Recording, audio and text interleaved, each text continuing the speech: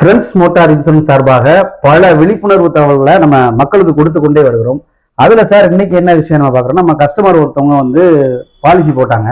அதுல டில் depreciation amount, அதே மாதிரி பம்பர் டு பம்பர் இதெல்லாம் போட்டு கிளைம் பண்ணி வரும்போது டிடெக்டட் அமௌண்ட்னு சொல்லிட்டு ஒன்று பிடிச்சிக்கிட்டாங்க. ஒரு 1000 ரூபாய் பிடிச்சிக்கிட்டாங்க.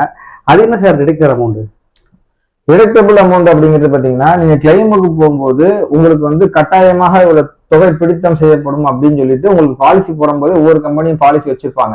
அது நீங்க நில் டிப்ரிசியேஷன் பம்பர் டு பம்பர் எடுத்திருந்தாலும் அதுல வந்து 1000 ரூபாய் 2000 ரூபாய் அந்த மாதிரி கட்டாய பிடித்தம் அப்படிங்கிறத பிடிச்சிட்டு தான் உங்களுக்கு அந்த கிளைம் கொடுப்பாங்க. இதுல இன்னொன்னு பிடித்தம் இருக்கு. அது என்னன்னா வாலண்டரி டிடக்டபிள்.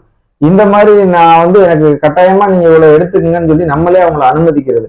என்னோட கிளைம் இப்போ 1 லட்ச ரூபா வருதுன்னா எனக்கு 20,000 நீங்க பிடித்தம் பண்ணிக்கிங்க அப்படிங்கிற மாதிரி நம்ம அனுமதிச்சு கிளைம் அந்த மாதிரி பிரீமியம் போடும்போது பிரீமியம் நமக்கு குறைவா தருவாங்க. ஆனா நம்ம ஒரு பாதிக்கப்பட போகும்போது நமக்கு டிடக்டபிள் அமௌண்ட் வந்து கூடுதல் ஆயிரும். அதனால பாலிசி எடுக்கும்போது இந்த மாதிரி டிடக்டபிள் அமௌண்ட் எவ்வளவு இருக்கு, ஒவ்வொரு கம்பெனிக்கும் டிடக்டபிள் அமௌண்ட் எவ்வளவு பிடிப்பாங்க அப்படிங்கறதெல்லாம் தெரிஞ்சுட்டு நீங்க பாலிசி எடுங்க. இல்லைன்னா உங்களுடைய முகவர்கிட்ட உங்களுடைய ஏஜென்சியில இந்த விவரங்களை கேட்டுட்டு நீங்க பாலிசி எடுத்தீங்க அப்படின்னா போது இந்த மாதிரியான டிடக்டபிள் அமௌண்ட்டை பத்தி கவலைப்படாம இருக்கலாம்.